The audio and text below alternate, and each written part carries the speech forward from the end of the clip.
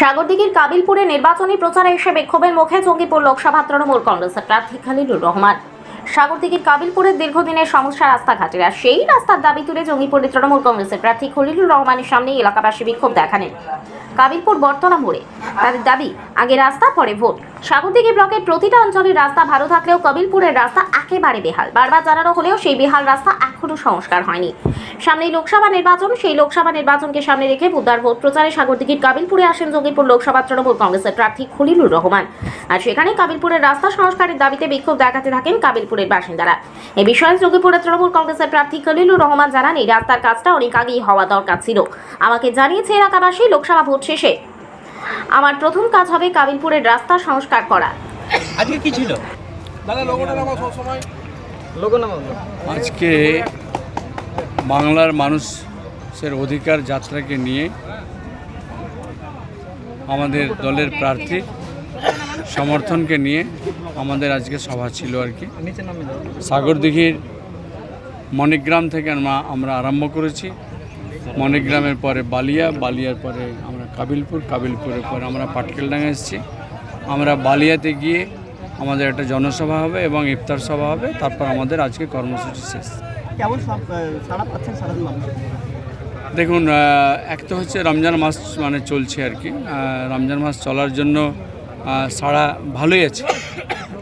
একবারে দুপুরবেলা যে মানুষ অনাহারে রয়েছে, উপোস অবস্থায় রয়েছে, তারপরেও যে মানুষ এতগুলো বেলা 12টা থেকে এখন পর্যন্ত বসে আছে, তো এটা নিশ্চিত একটা ভালো পজিটিভ ইঙ্গিত, পজিটিভ মানসিকতা যে আগামী দিন যেভাবে মানুষ আমাদের রাজ্য সরকারের উন্নয়নে তিনারা চাইছেন, আমরাও চাইছি জনপ্রতিনিধি হয়ে যে এই উন্নয়নটা যেন আরও বেশি থেকে বেশি মানুষের কাছে আমরা পৌঁছে দিতে পারি।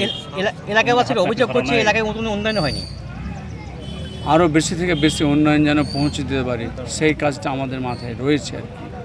কাজে সেই কাজটা আমরা করে চলছি এবং আগামীতে আমাকে সে সুযোগ দিলে সেই কাজটা আরও আমরা বেশি করে করতে পারবো। এলাকাবাসীর অভিযোগ করছে এই এলাকায় কোনো উন্নয়ন হয়নি, প্লাস বিক্ষোভ দেখালো বা দেখুন, একটা বিষয় আপনাদের জানিয়ে রাখি, যে রাস্তার বিষয় নিয়ে আপনাদের সামনে তুলে ধরেছে, আমি একজন জনপ্রতিনিধি হয়ে আমি বলছি এই রাস্তাটা হওয়া উচিত ছিল। আমাকে কোনো ভাই আমাকে হোয়াটসঅ্যাপে পাঠিয়েছিলেন বৃষ্টির সময় পানিতে ভরা সে রাস্তা। আমি দেখে আমি নিজেই একটু মর্মাহত হয়েছিলাম যে এটা হওয়া উচিত না, এটা রাস্তার হওয়া উচিত। আমি কাবিলপুরবাসীকে আমি কথা দিয়ে আসলাম কি ইলেকশন শেষ হওয়ার পরে আমার প্রথম কাজ হবে এই কাবিলপুরে এই রাস্তাটাকে করে দেওয়া। কাজে যে যাই আছে, সে জেলা পরিষদে হোক আর মন্ত্রী সন্ত্রী যে যেখানে আছেন, আমি একজন জনপ্রতিনিধি হিসাবে এই রাস্তার কাজের জন্য আমি প্রথম উদ্যোগী হয়ে আমি প্রাথমিকতা অবস্থায় কাজটা করি। সাগরদিঘির এমএলএ না, এই নিয়ে কি বলবেন? সাগরদিঘি বিধানসভা ওয়াইজ প্রোগ্রাম, অথচ বিধায়কের দেখা নেই আজকে। না, বিধায়ক সাহেব শুরু থেকেই ছিলেন, কাবিলপুর পর্যন্ত ছিলেন। উনি একটু ফিজিক্যালি শারীরিকভাবে একটু দুর্বল। ওনাকে আমি বলেছি যে আপনি একটু রেস্ট নিন, হ্যাঁ আমরা আছি। Thank you. এছাড়া ব্লক সভাপতিকেও দেখা গেল, আমিও খুঁজছি।